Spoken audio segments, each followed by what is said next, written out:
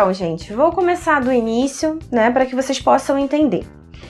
Eu e meu marido, desde o início, a gente sempre teve o sonho de sermos pais. Na época de namoro, a gente sempre falava isso. E tudo nosso sempre foi muito planejado. O casamento foi assim, filhos não seria diferente, né?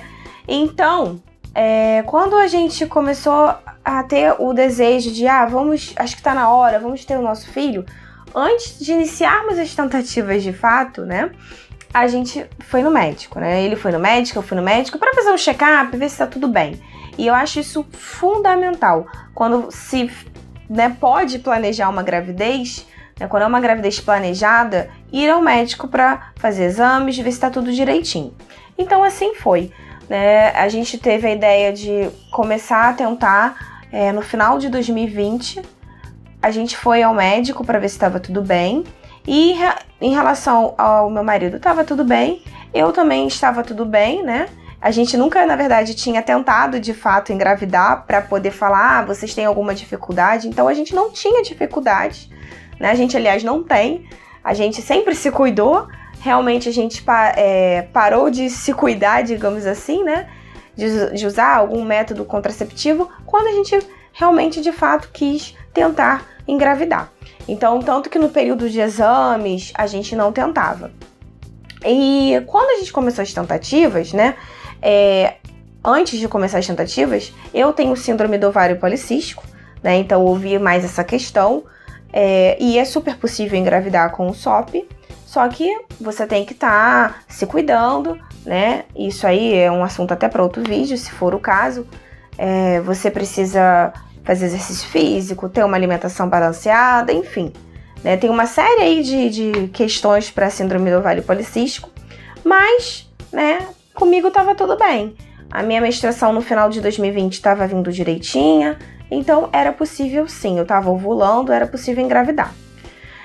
A gente começou as tentativas, a gente ia começar no final de 2020, só que também teve a questão da pandemia, que a gente ficava vai ou não vai, vai ou não vai.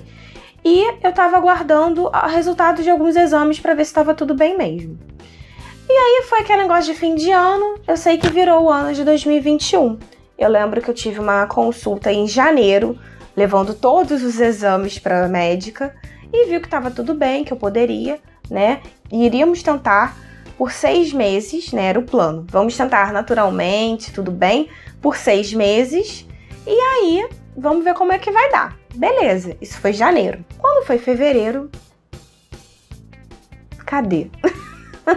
E assim, a gente tinha esse tempo, vamos tentar 6 meses de forma natural, ver como que vai ser, né? Porque é o que eu falei pra vocês, a gente nunca tinha tentado pra ver como que ia ser, se ia ser rápido, se a gente ia ter alguma dificuldade, né? E eu sabia, já sei de muito tempo, que eu tenho SOP, né? E às vezes a SOP dificulta um pouco engravidar. Mas fevereiro, né, a menstruação não veio. Eu descobri a gravidez, fui na médica, iniciei, obviamente, o pré-natal imediato. Eu não me recordo bem, mas logo de imediato eu fiz uma ultra.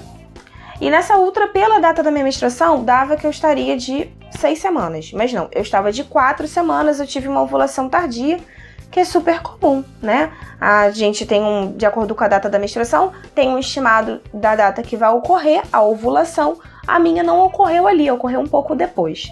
E aí que o médico falou, olha, você tá de 4 semanas, não deu pra ver nada, mas tá tudo bem, tá dentro dos parâmetros mesmo de 4 semanas, vamos repetir essa ultra, né, daqui a 2 semanas, que é quando você estará de 6 semanas. Beleza. Eu lembro que eu iria fazer essa ultra de 6 semanas numa segunda-feira. Quando foi na sexta-feira, dia 19 de março, eu não tava sentindo nada, dor nenhuma, né? Foi a sexta, inclusive, o dia que eu fiz 6 semanas, eu vi um sangramentozinho assim mínimo, tamanho de uma formiga, sabe? Bem rosadinho. E aí eu aqui achei aquilo estranho, mandei a foto pra minha médica, ela mandou ir pra minha maternidade. Chegando na maternidade, eles fizeram a ultra e não viram nada. E eu sabia que ali naquela ultra era pra ver alguma coisa, já era esperado ver alguma coisa, ver embrião, ver batimento, ouvir batimentos cardíacos e não viu nada.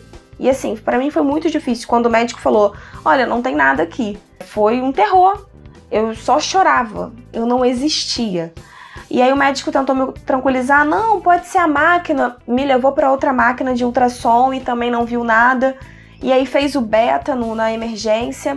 E aí que na emergência viu que o beta estava baixo pelo tempo gestacional, na época estava 1000 e pouco. Isso é baixo para 6 semanas. E aí que foi um choque. Eu lembro que era uma sexta-feira, o médico falou, olha, já que você não tá com sangramento, não está com dor, eu tinha uma ultra, lembra aquela ultra que eu falei pra vocês? Que era ultra, que, né, seria de 6 semanas pra ouvir o coração? Ele falou, olha, você tem uma ultra pra fazer? Aconselho você aguardar e fazer essa ultra numa clínica, porque fazer ultra em clínica é melhor do que em emergência, e você aproveita e leva esse laudo dessa ultra pra médica. E assim foi. Só que no domingo eu passei muito mal. Assim, eu tive umas dores insuportáveis, uma cólica muito, muito, muito, muito forte. E aí eu voltei pra emergência. Não estava tendo sangramento. Era só uma dor muito forte, uma cólica muito forte. Não passava com remédio nenhum. E aí eu fui na emergência, o médico já sabia mais ou menos o que estava acontecendo, né? E ele falou que realmente eu estava em processo de aborto. Nesse dia fizeram outra ultra, viram o saco gestacional, ele estava bem irregular. E as dores eram devido a isso, né? O sangramento ainda não tinha iniciado. Ele me deu remédio e tal, né? Na emergência. Mas ele me aconselhou, não, segunda-feira você vai e faz a ultra que já estava marcada. E assim, contar pra vocês um pouquinho como foi estar na emergência numa pandemia. Foi horrível porque o meu marido não pôde me acompanhar em partes, ele ficava na recepção, angustiado. E foi muito difícil, porque eu via grávidas lá, né? Tudo isso acontece numa maternidade.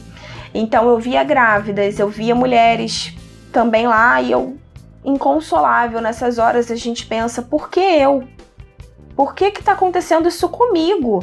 Eu me cuidei, né? Eu fui lá 3 meses antes, tomando ácido fólico, né? Fazendo todos os exames, fazendo tudo como manda o figurino. Por que tá acontecendo isso comigo? Por que eu, Deus? Até que se questiona esse Deus. Mas enfim, né? A gente entende com o tempo, eu ainda estou em processo também entendendo. Estou conseguindo, para conseguir falar isso com vocês assim, eu acho que é um grande passo para mim, né?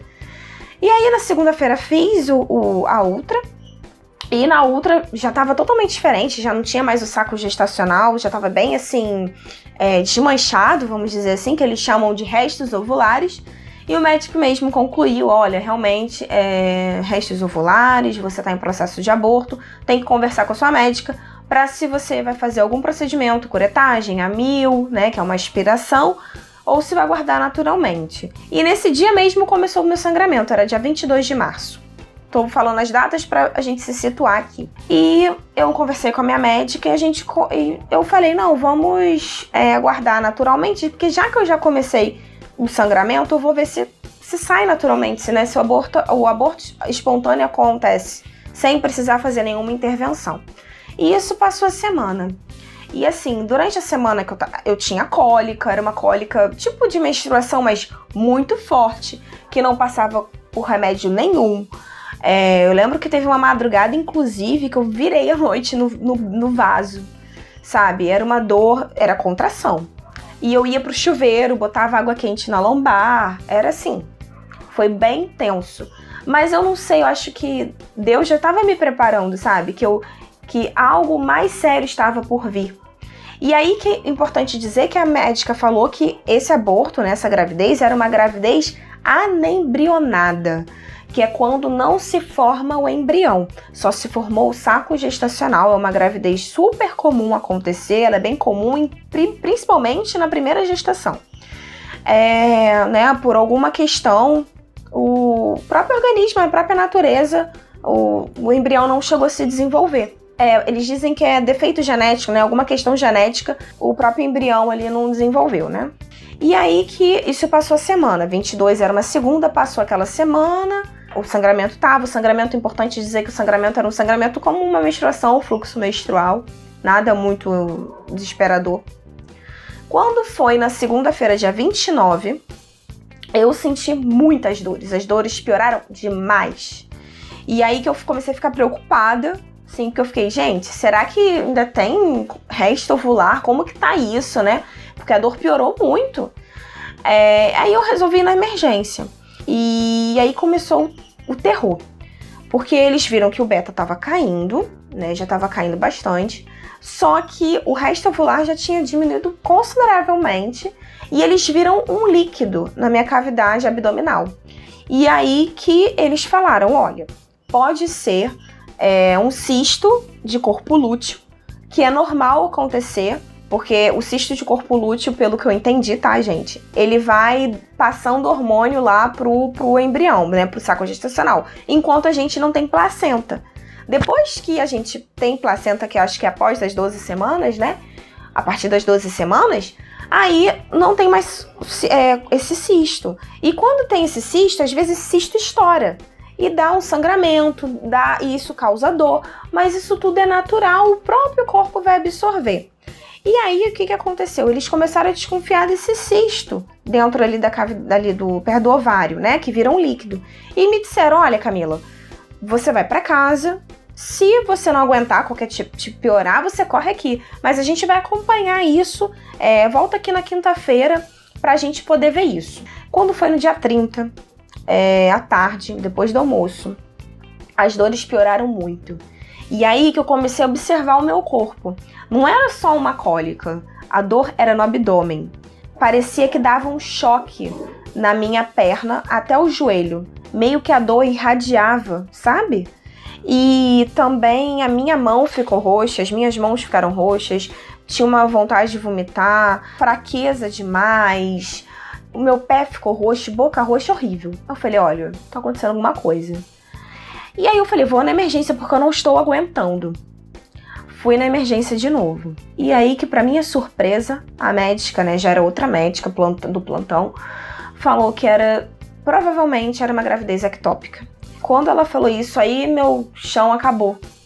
Eu falei assim, como assim gravidez ectópica? Eu tenho alguma coisa no útero e era gravidez anembrionada? Ectópica significa que é na trompa? Peraí, como assim? E aí que a médica falou, olha, você tá com muito sangue na parte abdominal, né? Tanto que só de fazer assim no meu abdômen, eu não conseguia falar, eu não conseguia respirar, eu não conseguia chorar. Olha, a pior coisa é você estar angustiado e eu não conseguia chorar, eu não conseguia gritar, minha vontade era gritar e novamente, por que eu tô passando por isso? E aí que a médica falou, olha, mesmo que não seja uma gravidez ectópica, seja um cisto, a gente precisa fazer a cirurgia agora, porque você tá tendo hemorragia interna, então tem que tirar esse sangue daí. E aí eu lembro que eu fui pra emergência, né, eu fui pra internação com muito medo, nunca tinha feito cirurgia, nunca tinha feito nada. Eu só queria ter um filho. E, inclusive, no dia que eu tava lá na emergência, tinham 3 mulheres que estavam com ectópica. Pra gente ver, isso era uma coisa muito comum, né? Eu percebi que, depois que aconteceu comigo, eu me toquei que isso é mais comum do que a gente pensa. Só que o meu teve um porém a mais aí, né? Era uma gravidez gemelar. E aí que eu fiz a cirurgia.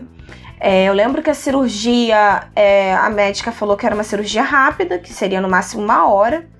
Mas eu lembro que eu entrei pro centro cirúrgico 9h40 da noite e saí quase 2 horas da manhã. Porque ela disse que tinha muito sangue, né? Ela disse que retirou 1 litro, mais aproximadamente, de sangue da minha cavidade abdominal. Teve que fazer uma limpeza. Mas conseguiu preservar tudo, mas teve que retirar uma das trompas. Que eles chamam de gravidez ectópica rota, né? Que é quando estoura a trompa. E aí a trompa se rompeu, né? Na verdade, nessa história, rompeu. Aí foi sangue pra tudo quanto é lado. Isso é extremamente perigoso. Não foi diagnosticado a gravidez ectópica antes, né?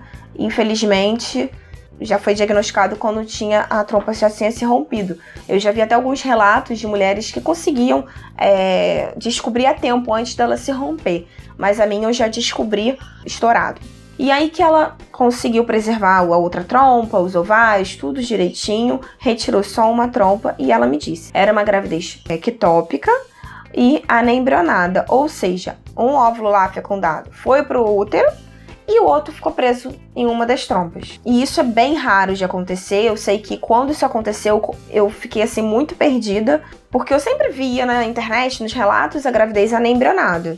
separado outros casos de ectópica, mas nunca os dois juntos. E foi muito difícil, porque caramba, gemelar já é uma coisa rara, difícil de acontecer. E aí dá errado 2 vezes, caramba, né? E aí eu senti necessidade de vir aqui falar, porque eu falei, caramba, se pra mim foi difícil achar alguma coisa sobre isso, algum relato sobre isso, de repente alguma outra mulher, algum outro casal está passando por isso também. E, enfim, tá querendo saber um pouco, dividir um pouco, trocar experiências e não tem com quem. Porque quando eu conversava com as mulheres, eu passei por uma ectópica, mas não anembrionada. Ou, eu passei por uma anembrionada, não por uma ectópica. Eu passei pelas duas ao mesmo tempo. No caso, depois da cirurgia, fiz exames, né, de sangue, ultra, pra ver se tá tudo direitinho. E está tudo bem, graças a Deus. E o médico da ultra, que é o mesmo que vem me acompanhando, ele falou, né, que inclusive meus bebês, vamos botar assim, né, eles não foram concebidos no mesmo dia. Eles tinham uma diferença aí de aproximadamente 15 dias. Então, provavelmente o do útero foi feito primeiro, né? E depois, né, o da trompa. E aí foi basicamente isso. Agora eu estou bem, né? A cirurgia, é importante dizer, foi por vídeo, né? Que foi um furo no umbigo e 2, um na barriga e um no pezinho da barriga. É uma cirurgia menos invasiva do que cesariana. Graças a Deus eu consegui fazer por ela, né? Tomei anestesia geral. Quando eu acordei já tinha feito, não senti dor. A recuperação foi tranquila. Fiquei 30 dias em casa. E depois peguei Covid. Eu acredito que minha imunidade estava baixa. Eu fiquei anêmica depois da cirurgia, porque eu perdi muito sangue. Então, eu peguei Covid. Graças a Deus, eu tive sintomas de leves a moderado. O pior foi dor no corpo. Mas consegui me cuidar em casa, né? Eu e meu marido pegamos Covid logo depois da cirurgia, uns 10 dias depois. Mas Deus me passou muita força. Eu me sinto muito fortalecida. Claro que às vezes eu lembro, claro que às vezes eu choro, e faz parte, né? É um luto. Então eu gostaria de compartilhar com vocês o meu relato, né? Esse vídeo sobre o meu relato, quis dar detalhes para vocês sobre isso. Mas eu queria falar aí para você que tá passando por isso, que faz parte. É difícil sim, mas vai dar certo. Deus está no controle, seja lá qual for a sua religião. Acredite, confie que vai dar tudo certo. Eu ainda tô em processo de investigação, assim, no sentido de pra ver se tá tudo bem. É importante dizer que não tem uma causa, eu não tenho problemas, né? Inclusive engravidei no primeiro ciclo de tentativas. A anembrionada é super comum, a ectópica é super comum. Assim, né, não tem um problema. Isso de acordo com o que os médicos me disseram. Infelizmente, foi uma fatalidade o que aconteceu comigo. Mas eu creio que nada é por acaso. Isso aí eu acho que tá me ajudando a ter mais forças, a ver a vida de outro jeito. E ter mais vontade, desejo e força pra ser mãe. Minha mãe até fala, caramba, quando você passou por isso, eu pensei que você ia ter medo de tentar engravidar, mas não. Isso me deu ainda mais certeza do que eu quero.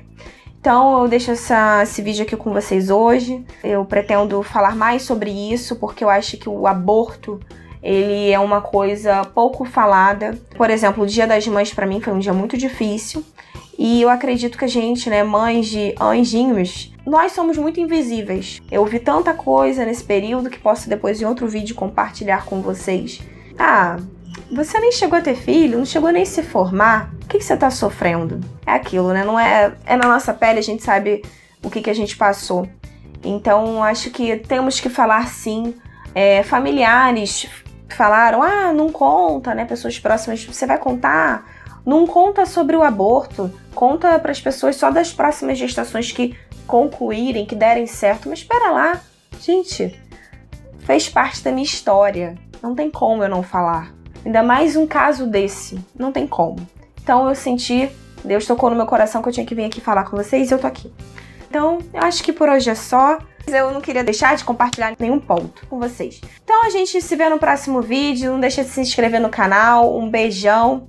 Tchau, tchau.